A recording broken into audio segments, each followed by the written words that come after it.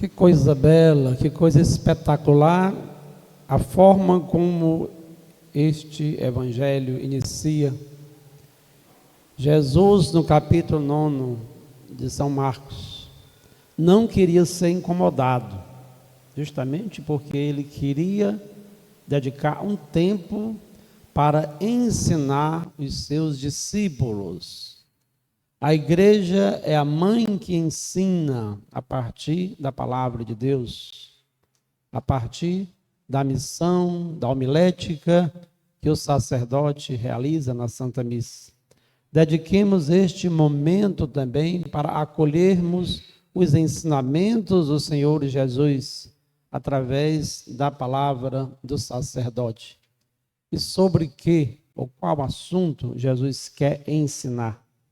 Qual é a aula que Jesus está dando aos seus discípulos? Jesus está fazendo a predição pela segunda vez do seu sofrimento futuro, da sua paixão. No Evangelho de Marcos, nós temos 3 anúncios da paixão. No domingo passado, já começou, talvez ninguém deu muita importância à paixão, ao sofrimento, porque era uma missa solene, né, com a presença do bispo e dois padres que estavam sendo empossados e, no caso, apresentado, o padre Gleison, né? Mas o anúncio era esse. Jesus perguntava: quem diz os homens, seu filho do homem? Eles dão respostas: e vós, quem dizeis que eu sou? Tu és o Messias, disse acertadamente Pedro. Mas imediatamente Jesus, nos outros evangelhos, Jesus elogia, diz: muito bem, Pedro, porque não foi ninguém que ensinou isso. Foi o próprio Deus, não foi o ser humano, não foi a carne. E o que acontece? Depois Jesus começa a dizer: o Filho do Homem vai sofrer, vai padecer, vai ser humilhado, vai ser entregue, vai ser morto. E aí chama a parte. Nesse momento, Pedro, muito audacioso, quer dar uma aula a Jesus, quer silenciar o Senhor, quer repreender. Não, Senhor, não fala essas coisas não, porque ninguém quer saber disso. Na realidade é isso. Ninguém quer saber de sofrimento. Ninguém quer saber de cruz. Afasta-te de mim, Satanás, e não sejas uma pedra de tropeço para mim. Porque tu não pensas como Deus, mas tu pensas como os homens. A mentalidade era equivocada. Marcos, de um modo especial, é o evangelista que vai detalhar essa incapacidade de os discípulos assimilarem quem era Jesus. Qual era o ensinamento de Jesus? Eu sou professor há quase 30 anos, vou completar 30 anos de magistério no próximo ano, 18 de abril. E a gente percebe isso. Há alunos que são dedicados e alunos que não têm interesse nenhum. E o que acontece? Esses alunos não captam, não querem saber. Estão contaminados com outros princípios.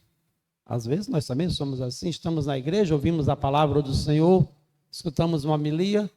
Há pessoas que até ficam lacrimejando, choram, mas quando colocam os pés fora da igreja, a vida não muda, permanece a mesma coisa, porque a palavra não tocou na alma, não tocou no coração, porque você esteve fechado à graça de Deus. Necessitamos de uma abertura de coração para escutarmos os ensinamentos do Senhor.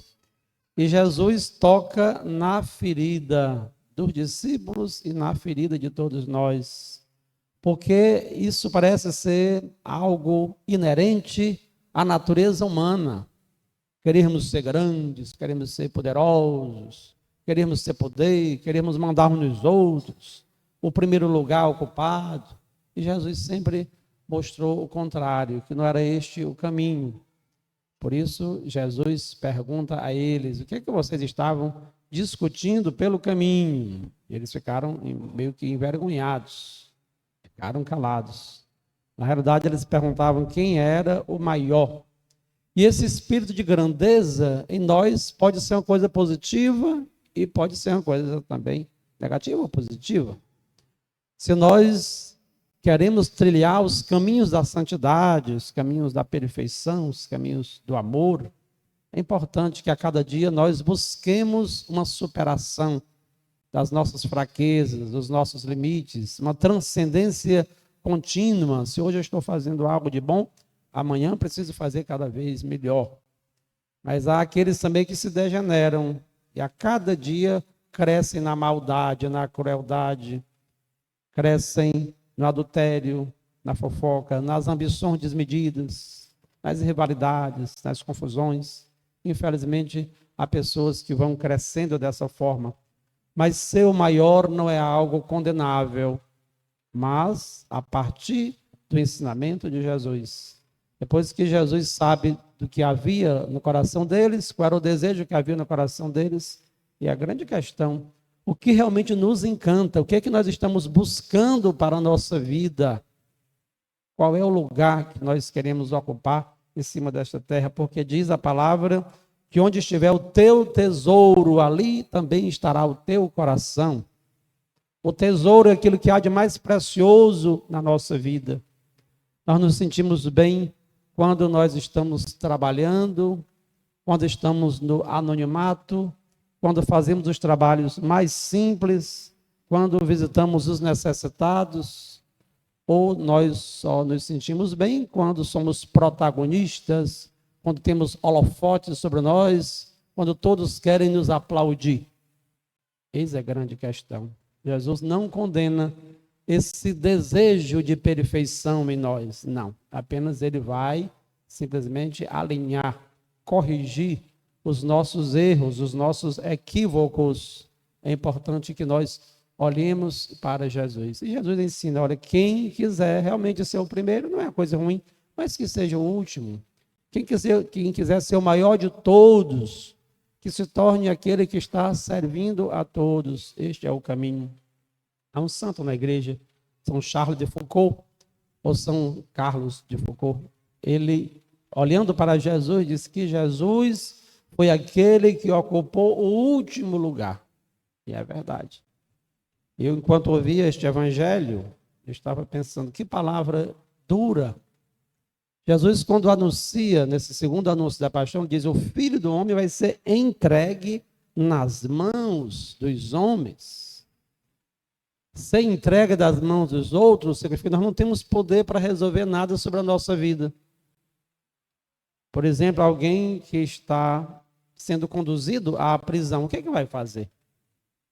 Quando nós somos criancinhas, nós estamos entregues às mãos dos adultos.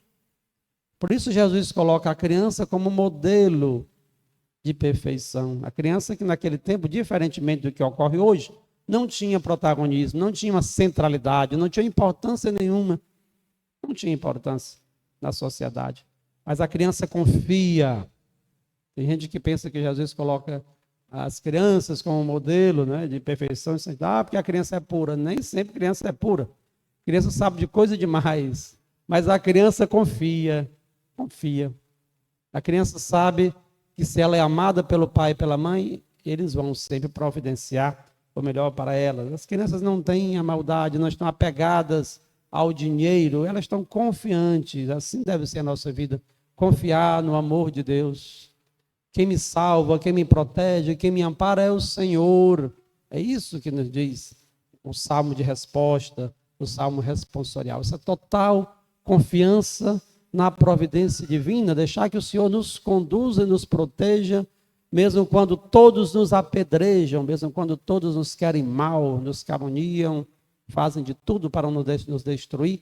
Jesus está do nosso lado, o Senhor está do nosso lado. E como criancinhas, nós queremos confiar no Senhor. Isso é o grande ensinamento que o Senhor deixa para todos nós. Ser entregue nas mãos dos homens. Que coisa! Um Deus que se encarna. Jesus Cristo, mesmo existindo em condição divina, não fez de ser igual a Deus uma usurpação, não fez nenhum alarde por isso. Vamos tirar foto aqui comigo que eu sou o Filho de Deus, eu sou Jesus Cristo, né? Sou a segunda pessoa da Santíssima Trindade, eu quero andar importante. Não andava nem com essas roupas bonitas que eu estou usando hoje, né? Não andava assim, andava tão humilde. E assim ele se deixou conduzir por um processo e foi humilhado até a morte, e morte de cruz, uma morte torpe, vergonhosa para aquele tempo. E às vezes foi entregue nas mãos dos homens. Os idosos também, que trabalham tanto, que se dedicam tanto, quando chegam à velhice, ficam dependentes dos mais novos. Quantas pessoas não têm mais nenhum poder de locomoção, não tem mais ninguém para visitar, não é mais visitada aquela pessoa. E este é o caminho da santidade, não é o caminho da revolta. Quanto mais nós nos revoltarmos, mais infelizes nós seremos. Portanto, irmãos e irmãs, o caminho da santidade passa pelo último lugar. Sermos grandes, sermos em primeiro lugar no reino de Deus, passa por estar em último lugar aqui em cima desta terra. Como dizia São Charles de Foucault, se Jesus Cristo ocupou o último lugar, queiramos ocupar o penúltimo, porque o penúltimo está bem próximo do último. E quando nesta avidez, nesse desejo, nesta ânsia de querermos ser os melhores, vamos comparar isso no campo empresarial, organizacional, quando as pessoas exercem uma função na sociedade, quando tem uma profissão, e todas as profissões, todos os trabalhos colocam metas a serem atingidas. Quem é o melhor? É aquele que atinge a meta. Atingir a meta. Se você tem uma meta, eu sou um vendedor, sou obrigado a fazer aqui 10 mil reais por semana, né? Então muitas pessoas ganham o primeiro lugar porque conseguem se superar e superar os demais. Qual é a nossa meta? A nossa meta é Jesus. Quanto mais próximos da meta, nós seremos os maiores. Quanto mais próximos de Jesus, nós seremos os melhores. E o que foi que Jesus fez? Quem Jesus escolheu? Os pequeninos, os pobres, os pecadores, os apedrejados. Esta também é a nossa missão enquanto igreja. Se quisermos ser bons, se quisermos ser melhores, precisamos pedir a Jesus que nos dê a graça de podermos entender qual é a nossa missão no mundo. E a missão passa pela vocação.